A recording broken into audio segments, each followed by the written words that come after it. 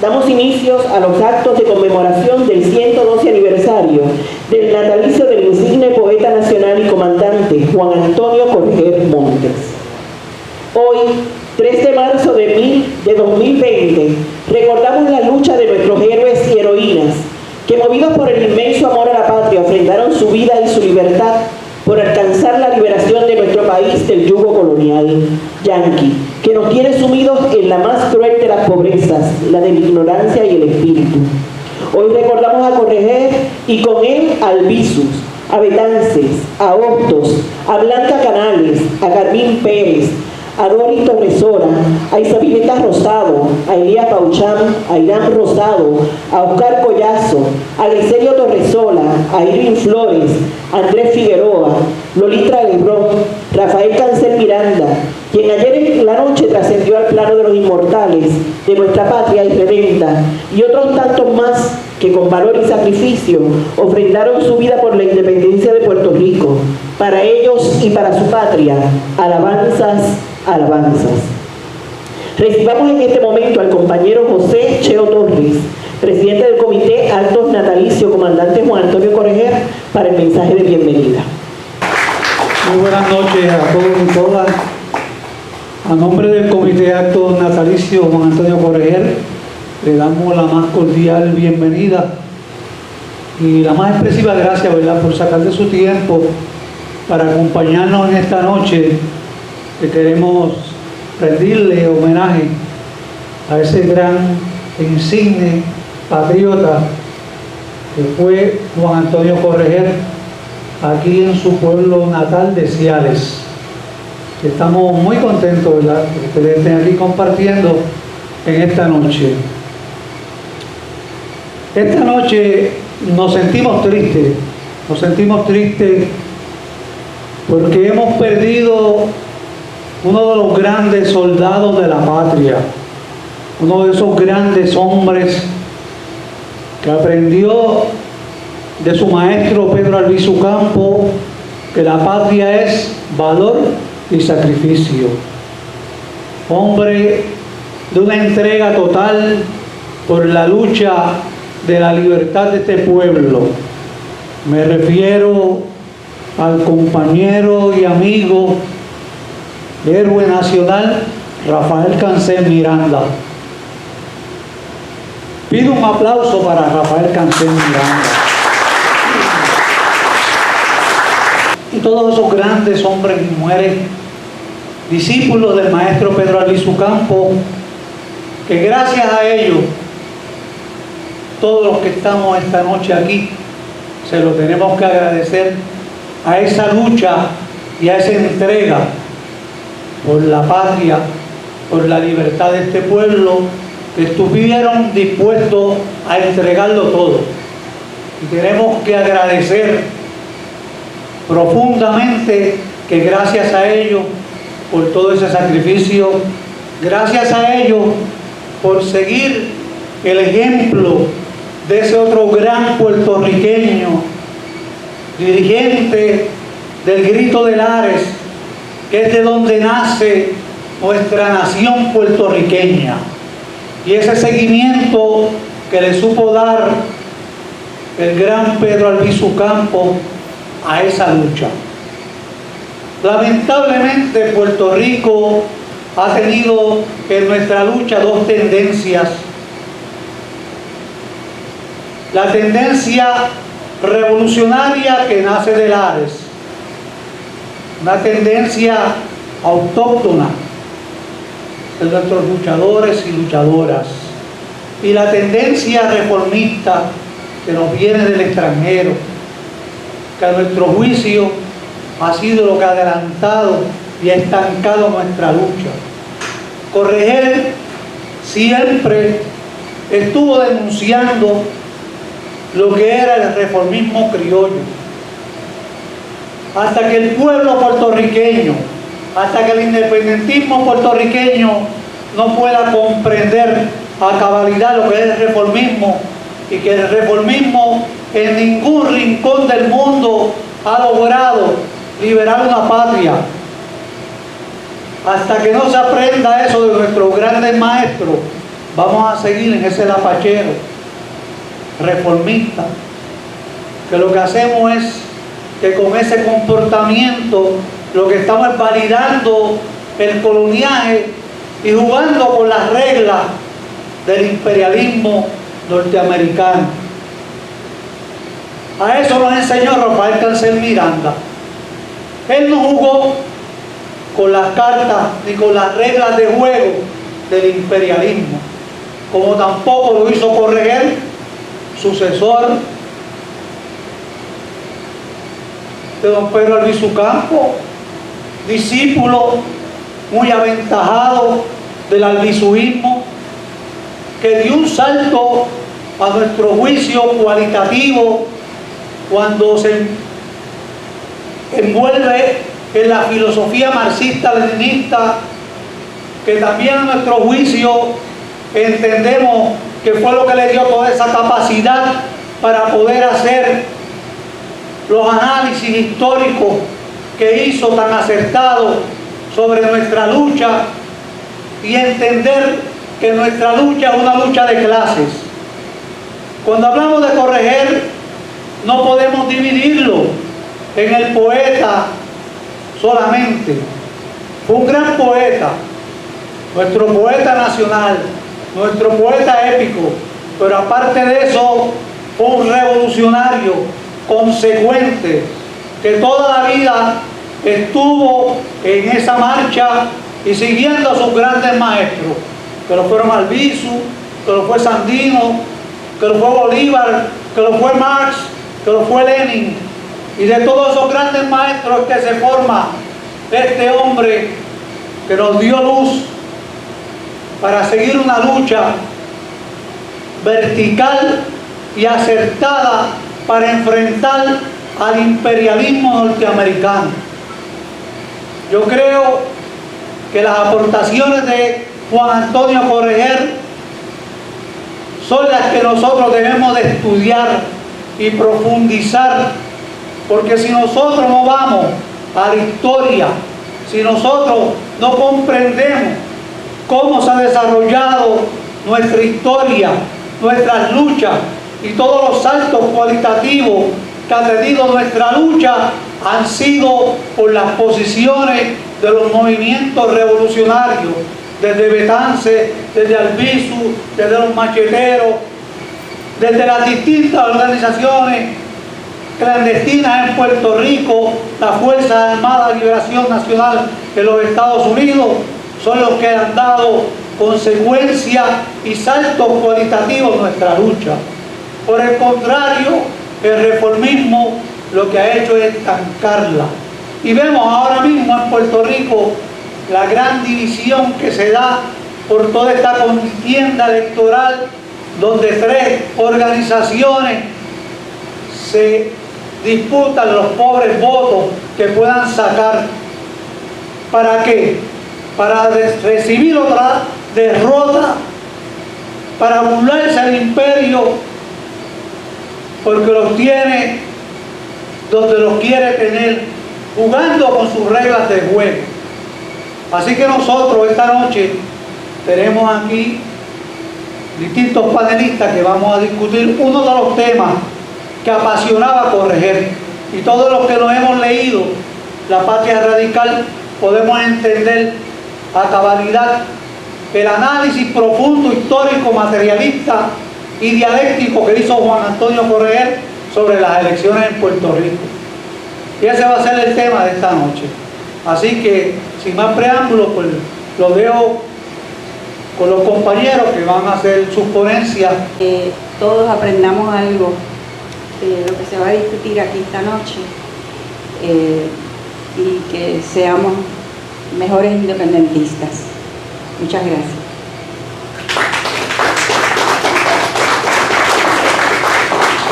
El pensamiento político corregeriano con respecto a las elecciones en Puerto Rico está tan vigente hoy como lo estuvo antes.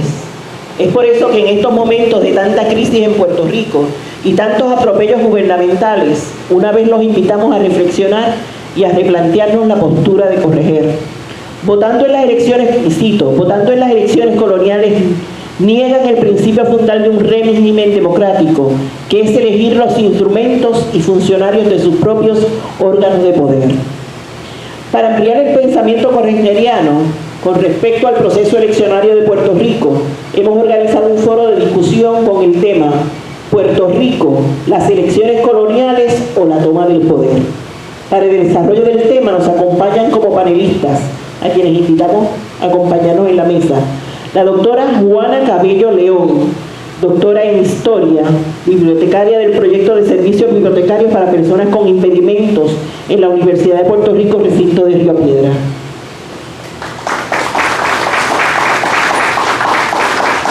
Al subir por las escaleras, por favor, cuidado con los cables. Nos acompaña también la profesora Sonia Iris Rivera Rivera. Fue profesora de Historia del Centro Juan Antonio Correger en Chicago, fundadora del Centro Juan Antonio Correger en Hartford, Connecticut. Actualmente pertenece al Frente de Afirmación del Sureste, grupo que realiza trabajo político y cultural en Peñuelas y Humacao.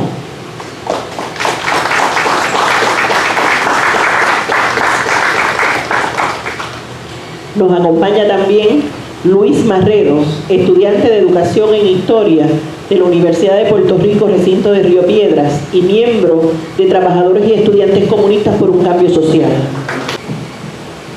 Buenas noches, mi nombre es Luis Marreros. Vengo de parte del soy miembro de Trabajadores y Estudiantes Comunistas por el Cambio Social. Hoy estamos aquí con la intención de presentar nuestro mayor respeto a Juan Antonio Correger. Y hemos decidido, de parte de la organización, exponer el motivo de nuestras luchas y buscar justificar siempre la batalla y dar la misma hasta el final, hasta que las utopías se hagan realidad.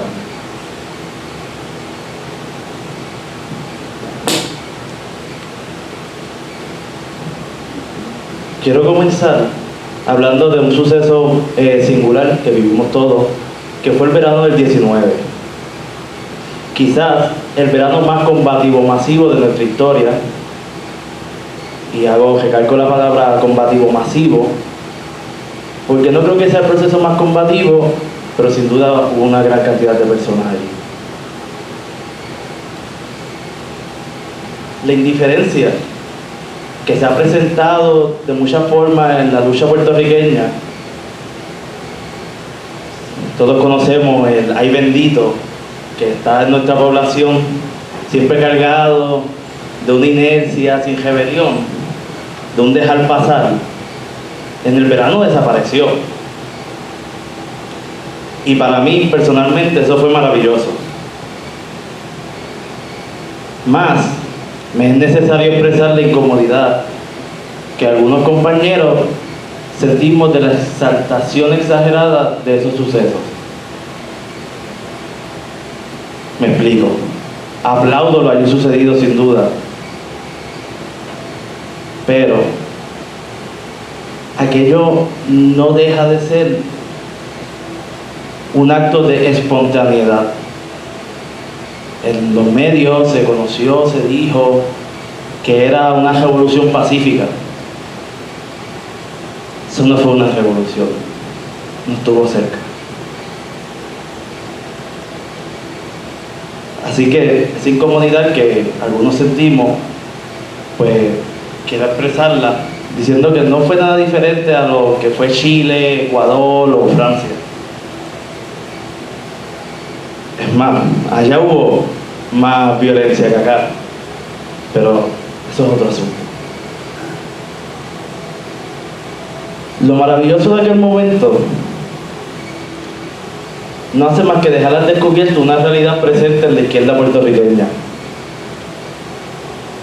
Y es que hay una desunión constantemente vista entre la clase obrera, entre los sectores más conscientes y otros sectores, entre la misma clase obrera y estos sectores no hay una relación.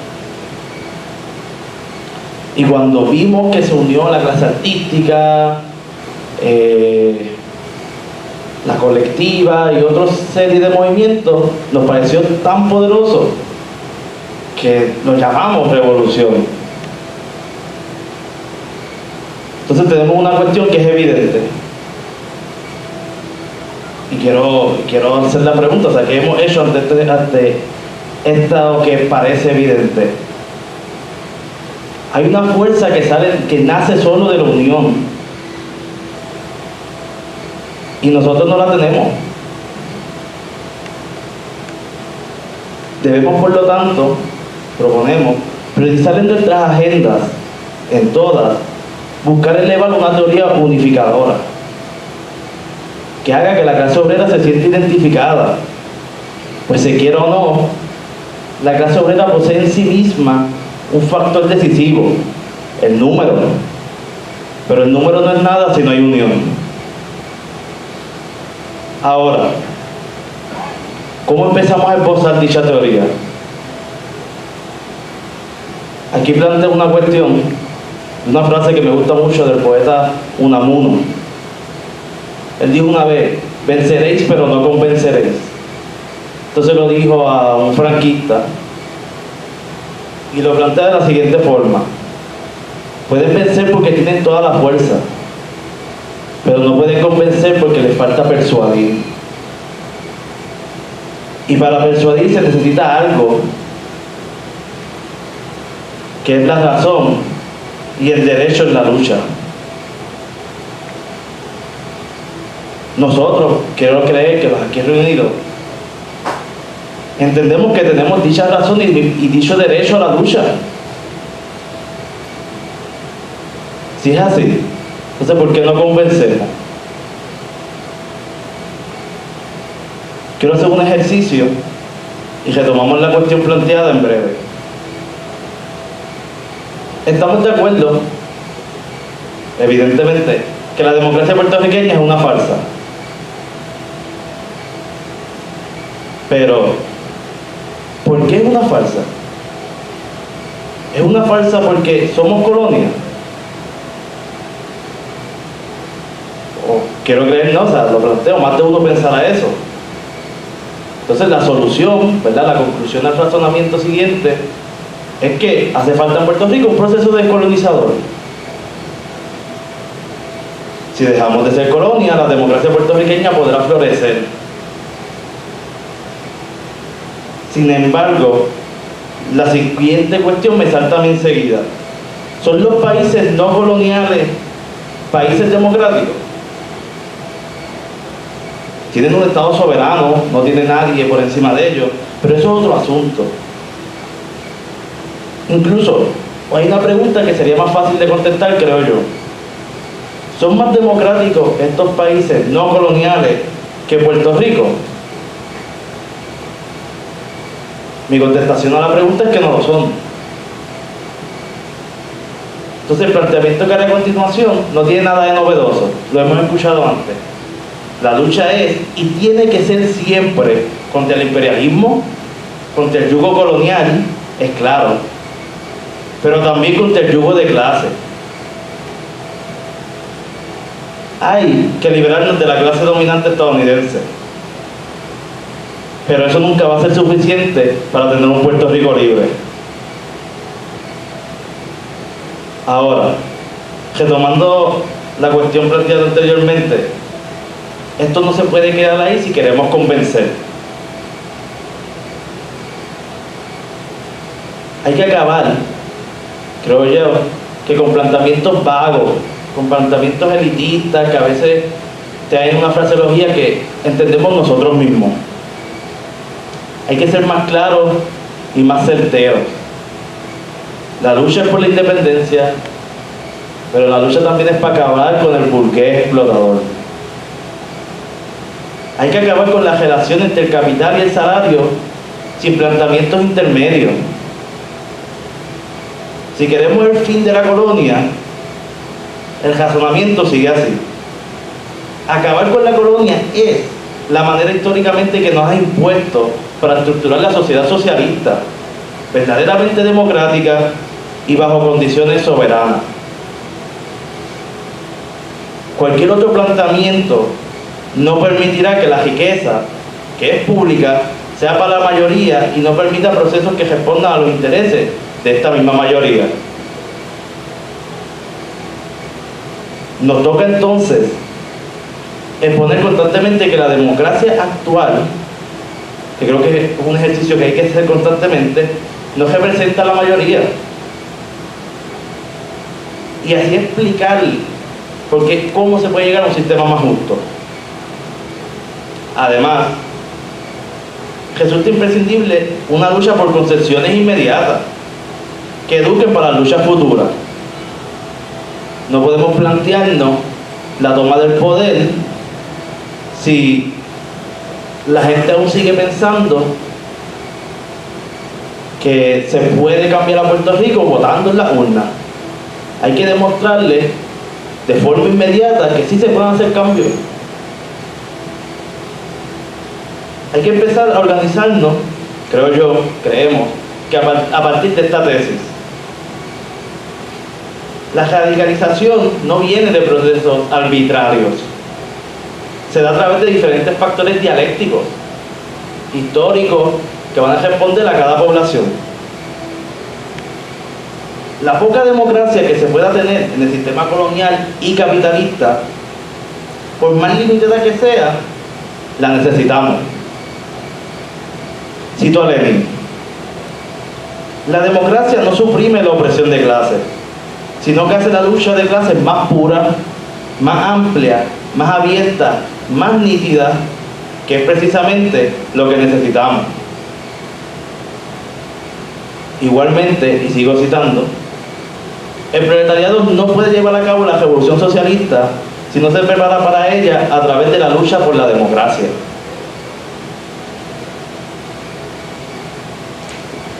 Dicho esto, quiero hacer unas aclaraciones. No se busca legitimizar ni reconocer el estado actual de los asuntos en la colonia. Mas no obstante, cuando este estado nos da medios para luchar contra él, recurrir a ellos es un acto de inteligencia. Más, me detengo a puntualizar los siguientes puntos. Primero, entre la discusión que nos reúne hoy, las elecciones coloniales o la toma de poder, nosotros, los trabajadores y estudiantes unidos por el cambio social, nos planteamos abiertamente por la toma de poder. Una toma de poder, por cierto, armada. Y quiero detenerme, hacer un paréntesis aquí. La arma, por algunos sectores de la izquierda, los llamados reformistas, he escuchado que esbozan el argumento que suele ser una vía de lucha antigua. Supongo que infiere esta falsa creencia de que la historia ya se detuvo y el papel de la violencia que antes ejerció ya no se seguirá ejerciendo.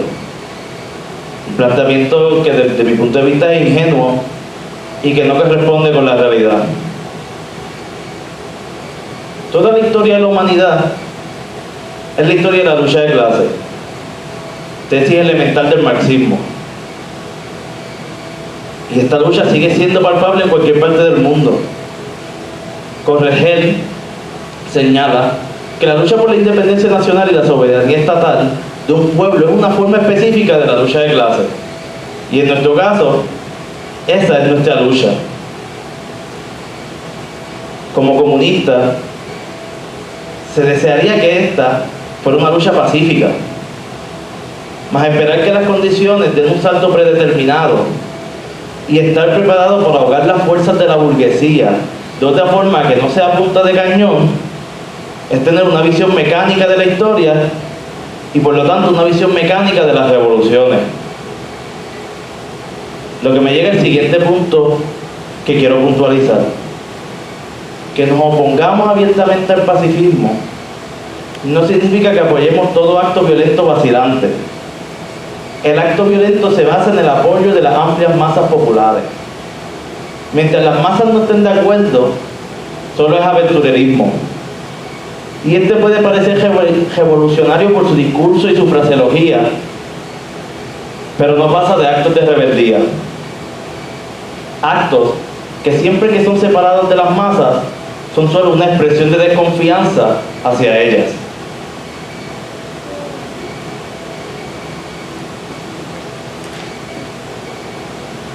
Todos los aquí reunidos buscamos y luchamos por acabar con la injusticia, para que haya un mejor futuro para todos. Pero nuestros motivos no nos pueden llevar al razonamiento déspota de un mejor futuro para el pueblo sin el pueblo. Una vez más agradecemos la presencia de nuestro patriótico público que nos acompaña en esta importante noche y juntos conmemorar la presencia histórica de nuestro poeta armado. Correger, desde su temprana juventud, acogió como su proyecto de vida luchar hasta la muerte por la independencia plena de su patria. Su privilegiada inteligencia y férrea disciplina en los estudios le permitió como autodidacta desarrollarse como artista de la poesía, el periodismo y como científico social e historiador. A la concepción científica del cosmos o de la sociedad se llega por la capacidad de observar ciertos fenómenos, a veces desapercibidos por otros, y poder explicarlo con cierta hipótesis confirmada y respaldada experimentalmente. O sea, ese es el proceso científico. El pensamiento crítico es producto del pensamiento científico. El poeta científico desarrolló como autodidacta un pensamiento crítico único y una capacidad de análisis muy aguda y tan libres como las corrientes del río Inabón. Como estudioso, se tropezó muy pronto con la teoría marxista y la lógica del materialismo dialéctico e histórico. Los libros de historia, de filosofía, de Marx, de Engels, Lenin, las novelas de literatura universal, entre otros, constituían su preciada biblioteca. Y si todavía no es tarde, en la Casa Correger está lo que queda de su impresionante biblioteca. Aparte, debemos hacer un gran esfuerzo por rescatarla. Ciencia y arte chorreaban como cascadas de un manantial interminable de los anaqueles medio ordenados alrededor de los aposentos de su casa. No había evento cotidiano que afectara nuestra vida como pueblo, muy especialmente a las clases pobres y trabajadoras o a los compañeros independentistas, que no fuera discutido con premura, profundidad y sensibilidad con su amada Consuelo la rebelde.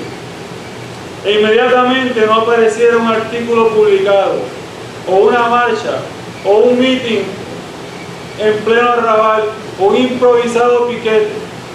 La historia de Latinoamérica y mundial, Correger la conocía al dedillo.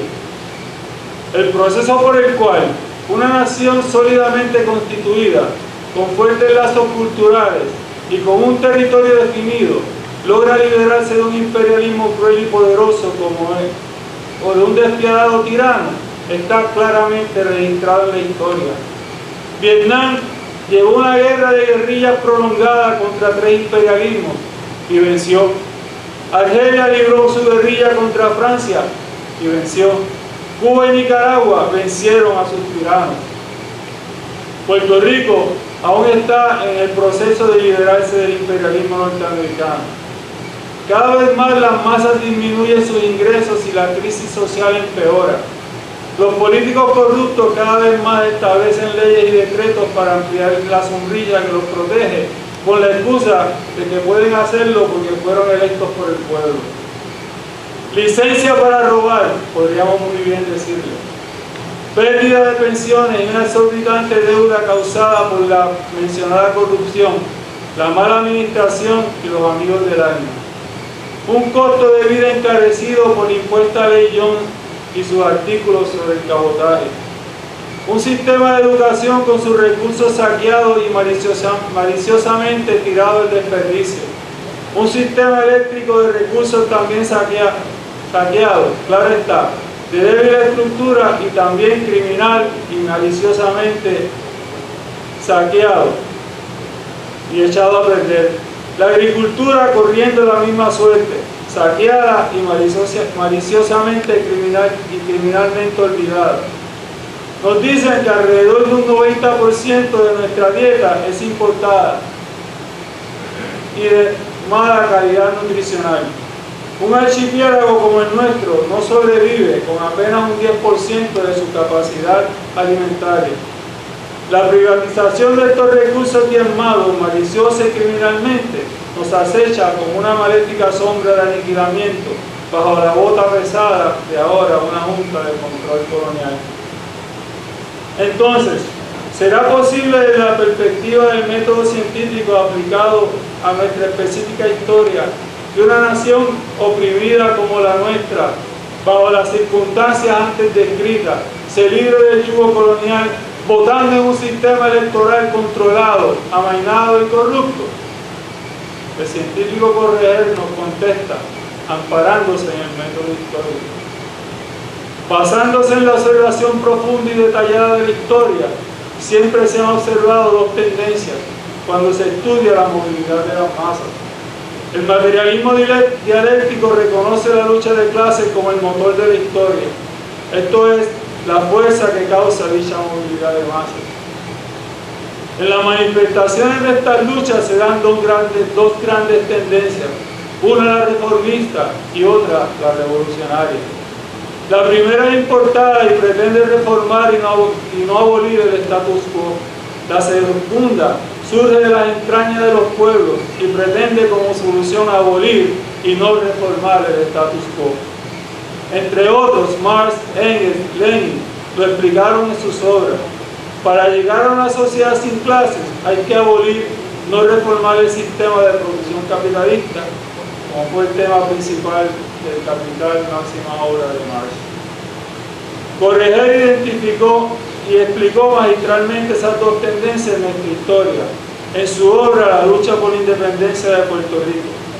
Identificó las elecciones coloniales y el proceso electoral coincidiendo con Betances y Albizu como la estructura fundamental de la tendencia reformista, cuya consecuencia es pues reformar el sistema colonial, hacerlo más resistente a la movilidad provocada por la fuerza social más poderosa, o sea, la lucha de clases. Esta estructura se fortalece cada vez que se modifica y se utiliza. Betances sabiamente reconoció la lucha contra la esclavitud y la libreta de jornaleros como la fundamental en la organización del grito. Aunque frenada la revolución por el reformismo, después de controlada la revolución, el régimen español abolió la esclavitud y la libreta. No fueron triunfos del reformismo, fueron triunfos del Ares, ocultos y falsamente reconocidos. Esto fortaleció al régimen al crearse tal falsa imagen. Cuando los líderes nacionalistas fueron sentenciados en los finales de la década del 30, dejaron atrás un Puerto Rico dispuesto a seguir luchando por su libertad fuera de los mecanismos de colaboración y sometimiento al régimen imperialista. Huelgas populares y combativas, boicot al precio de la gasolina y la mala calidad de la harina, defensa armada a las agresiones del régimen, arrestos por no colaboración de los miembros del Partido Nacionalista, siendo Correger el primero.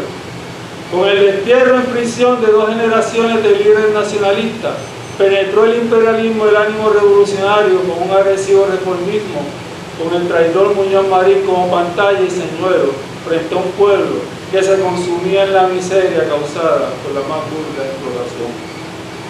El Comité 3 de marzo entiende que el más merecido homenaje que debe recibir un patriota, en este caso el comandante Correger, es divulgar, promover y militar dentro de los ideales que dieron norte a su vida, la lucha revolucionaria por la independencia y el socialismo. Es por esto que hemos querido enfatizar el carácter científico del pensamiento de nuestro prócer, para dar a entender la validez y vigencia de su mayor obra, el ejemplo de su lucha en todos los frentes no colaboracionistas con el régimen colonial. En Correger se unifican dialécticamente como un todo el arte y la ciencia dirigida a lograr una sociedad verdaderamente libre, donde las manos que trabajan sean los dueños de los medios de producción, una sociedad administrada científicamente, que nazca de la abolición del sistema capitalista, sin clases y sin estados coercitivos, en donde cada cual aporte con su trabajo, según su mayor preferencia y habilidad, y el producto de este trabajo se ha repartido a cada cual según su más apremiante necesidad. Una de las cosas que siempre Correger nos enseñaba cuando hablaba sobre las elecciones y sobre la falsa electoral y la abstención electoral era que le preocupaba que nosotros nos ilusionáramos en Puerto Rico cuando veíamos que en América Latina participaban los partidos políticos de izquierda y ganaban elecciones, y que eso creara una ilusión o falsas ilusiones en el movimiento independentista, y que creyeran que porque allá ganaban elecciones, pues acá se podía hacer seguir ese ejemplo y participar en elecciones. Por eso yo voy a empezar esta exposición, que es sobre las elecciones en América Latina, con una cita de Juan Antonio Correger que aparece en el libro La Patria Radical. El sistema de elecciones lo inventó el genio político para sostener el status quo donde quiera que se le ponga en uso. Debemos aclarar que en sus orígenes las elecciones en la democracia capitalista burguesa fueron diseñadas como un amortiguador de los conflictos de intereses entre las oligarquías dominantes.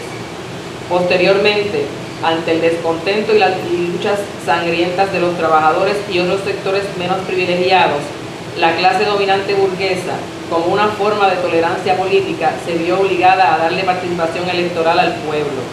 Claro está, esto lo hicieron una vez establecieron un control absoluto sobre el resto de la población a través de las fuerzas represivas, ejército y policía, tribunales de justicia, educación, monopolio de los medios de comunicación, complicidad de la iglesia, etc. Los pueblos con su destino encarcelado se crean la ilusión de democracia que le atosiga la clase dominante. Sueñan con un poder inexistente y que a través de las urnas podrían hacer grandes cambios. Nada más lejos de la realidad.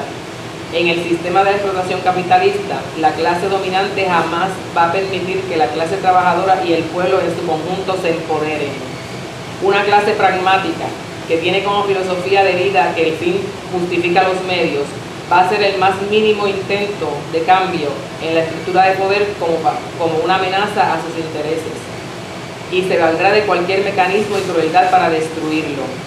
En la mayoría de las democracias burguesas existen dos partidos principales que se disputan el poder y la disposición de los bienes públicos para cada 4 o 6 años. Los candidatos son escogidos por las élites económicas. El supuesto poder democrático del pueblo solo consiste en escoger entre los candidatos que de una manera u otra le imponen. En ocasiones surgen candidatos independientes y hasta llegan a dirigir el Estado. Las oligarquías económicas y el imperio los dejan operar mientras no toquen sus intereses y privilegios. Cuando estos sectores se sienten amenazados, utilizan cualquier medio, hasta el asesinato y las mismas elecciones para dar los golpes de Estado, como fue recientemente el caso de Evo Morales en Bolivia. Alguien podría argumentar que en muchas ocasiones el pueblo es el protagonista. Cuidado con esta aseveración.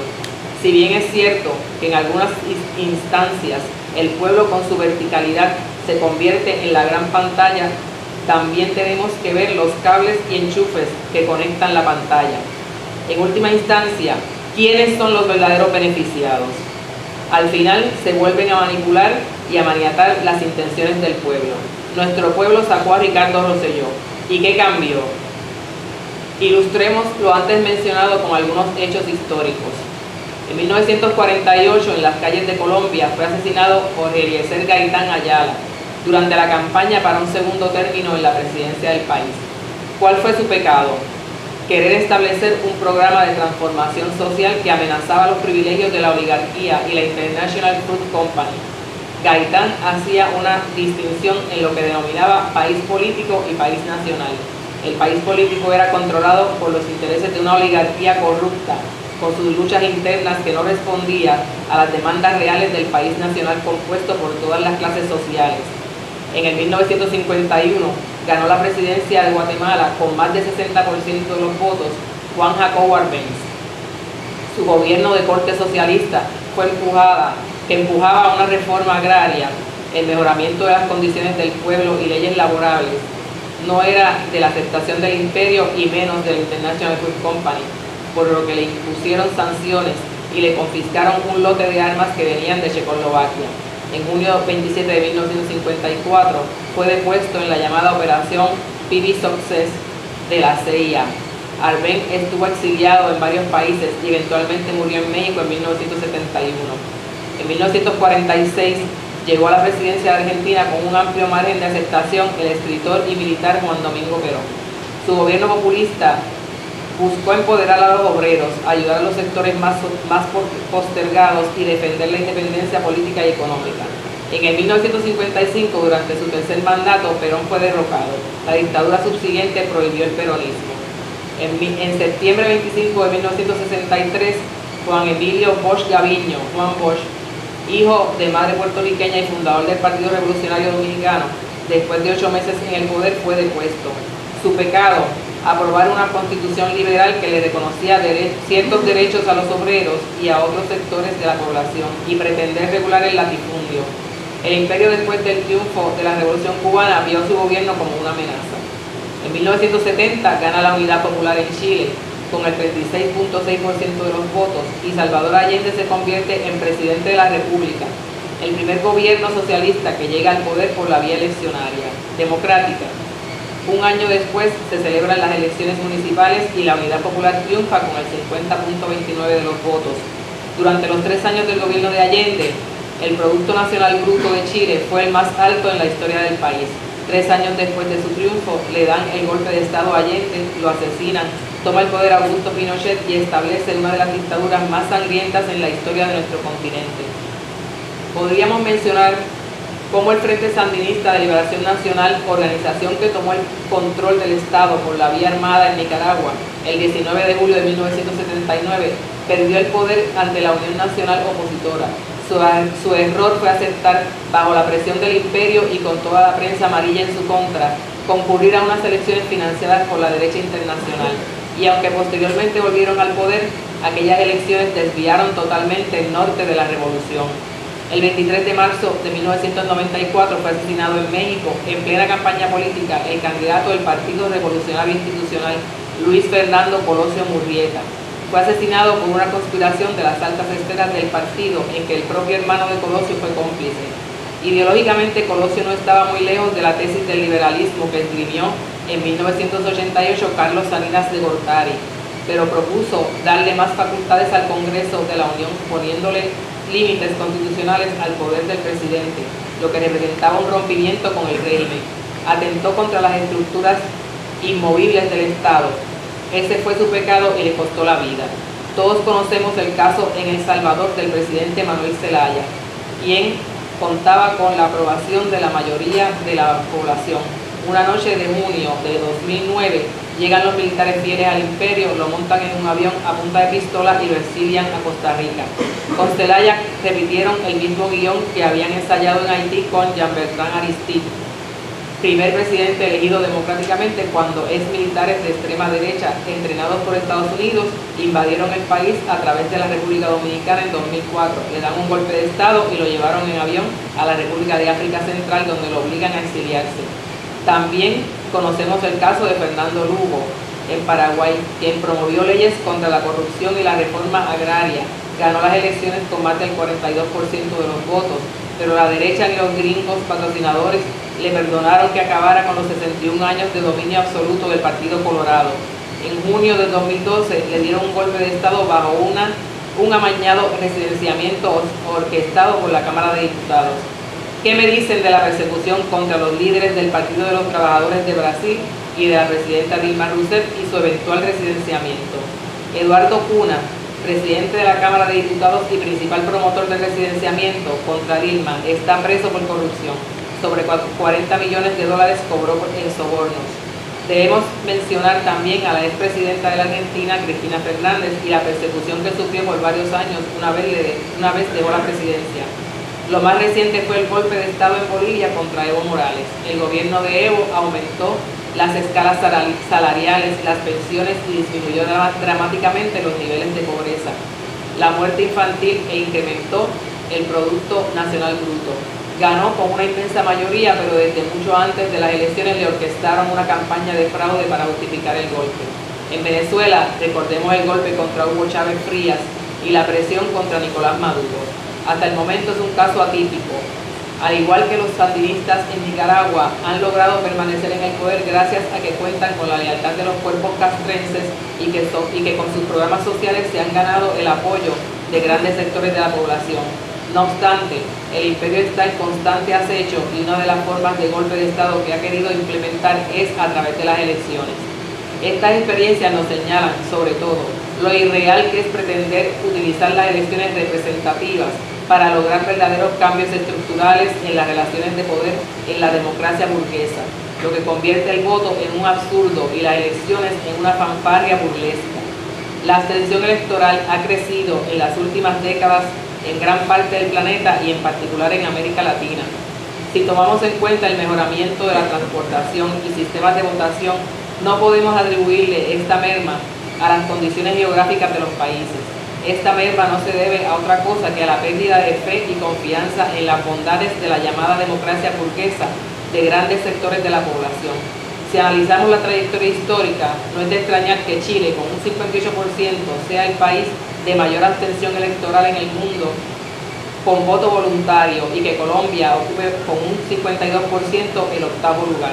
También es significativo que en los países del mundo donde el voto es obligatorio, México con un 37% ocupa el primer lugar, Paraguay con un 32% el tercer lugar, República Dominicana con un 29% el cuarto lugar y que Panamá, Brasil, Argentina y Ecuador ocupan sucesivamente el sexto, séptimo, octavo y noveno lugar. Latinoamérica se está cansando de ser mera espectadora de los desmanes de la corrupción de las oligarquías dominantes, de los sueños de hadas, las falsas promesas, el despilfarro de la riqueza nacional por los políticos de turno, el que llamen dictaduras a gobiernos por el simple hecho de no ser cónsonos con las políticas del imperio y el uso de las mismas elecciones para descalificar y dar golpes de Estado a sus presidentes. Los políticos son siempre muy embrollados, muy complicados. Pueden compararse a una cadena. Quien quiera romper la cadena tiene que acertar el eslabón. Según don Juan Antonio Correger, el eslabón en la cadena imperialista en Puerto Rico es el eslabón que hemos de agarrar para romper la cadena, que es el sistema electoral. A través de la historia política de Puerto Rico, hemos visto a las dos tendencias de lucha, la reformista y la revolucionaria. La estrategia revolucionaria es originada de nuestra propia historia de resistencia, mientras el reformismo vino de afuera de los dos imperios, tanto de España como el imperio yanqui. Las elecciones mismas se entrelazan con el populismo y el reformismo.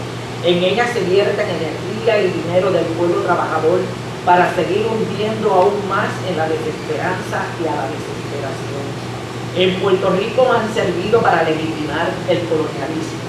Don Antonio Correger se refiere a las elecciones como una farsa, una falacia imperialista colonial que solo sirve para engañar y legitimar el colonialismo. En el 1898, las Fuerzas Armadas invadieron y bombardearon a nuestra patria. Nuestra soberanía fue desplazada y retenida por el imperialismo yanqui. Y establecen un régimen militar e ilegal. A través del Tratado de París pasamos como botín de guerra al imperio yanqui, el cual es ilegal porque para el 1897 se le había otorgado a Puerto Rico y a Cuba la Carta Autonómica. La Carta Autonómica anula el Tratado de París, el cual pretende legalizar la intervención militar del gobierno imperialista de los Estados Unidos. La ocupación militar en Puerto Rico violentó el derecho inalienable del pueblo puertorriqueño a ser libre y a todas las leyes impuestas después, como la ley Foraker, la ley Jones, las leyes de cabotaje, la ley 600 y hasta la misma ley Promesa, entre otras, son ilegales. La aprobación de la ley 600 y la ratificación del disparate de Lela tenían el propósito de eliminar a Puerto Rico de la lista de territorios coloniales de la ONU. En el 1953, la ONU reconoce que Puerto Rico había ejercido el derecho a la autodeterminación y fue retirado de la agenda. Pero la ONU vuelve a retomar el caso de Puerto Rico en los 60 por las luchas y las presiones que dieron el Partido Nacionalista, los independentistas y otras organizaciones. Ante esta realidad, mientras sigamos participando en las elecciones, seguimos validando el colonialismo y la ocupación ilegal yanqui en nuestro suelo puertorriqueño. Nosotros no tenemos ningún poder para hacer cambio a través de las elecciones. Todo el poder está concentrado en el Congreso yanqui, menos ahora con la ley promesa. La ley promesa se le fue impuesta a Puerto Rico no con el propósito de reestructurar la deuda, sino para ayudar a desarrollar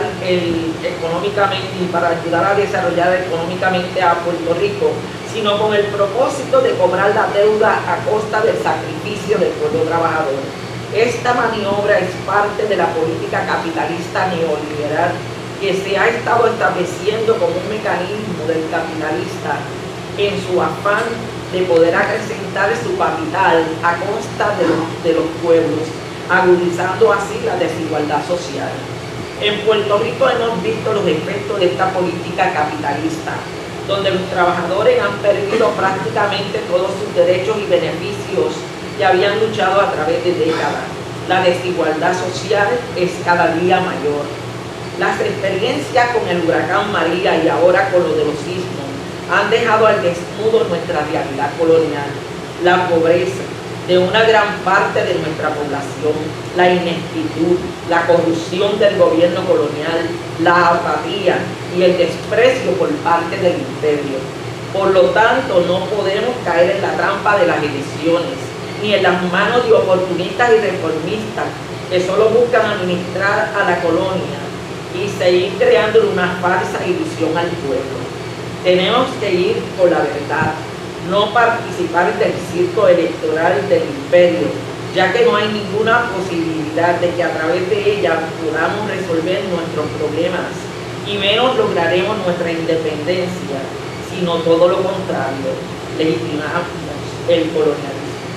El colonialismo es violento, violenta el derecho de cualquier pueblo a ser libre, manteniéndolo esclavizado, y eso es criminal. En el derecho que tiene Puerto Rico para lograr su independencia, puede utilizar cualquier medio o táctica de acuerdo a la coyuntura histórica. No se puede descartar ninguna táctica, pero debemos de analizar y utilizar aquellas tácticas que nos lleven a avanzar la lucha por la independencia.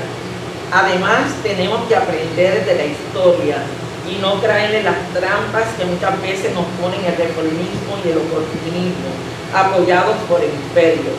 El reformismo ha sido una enfermedad en todo proceso revolucionario y en Puerto Rico no es la excepción, el cual no ha dejado que nuestra lucha avance.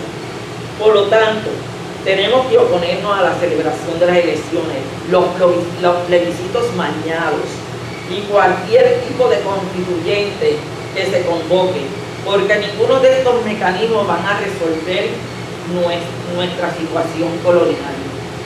Es un engaño que solo le beneficia al imperio. La celebración de las elecciones cada 4 años legitima la intervención de Estados Unidos. Cada elección que se celebra significa un nuevo mandato, como indicara don Juan, para que se siga manteniendo el colonialismo. Se justifica la ocupación imperialista. Las elecciones solo sirven para desmoralizar y neutralizar no solo al pueblo, sino también al movimiento independentista que participa del mismo. Puerto Rico no tiene soberanía para determinar su propio destino. Es nulo su poder ante el poder del imperio. Solo se permite legitimar el coloniaje, la explotación capitalista y el saqueo de nuestros recursos. Ser colonia es antidemocrático. Depende completamente de la metrópoli, incluyendo la psiquis del pueblo sometido.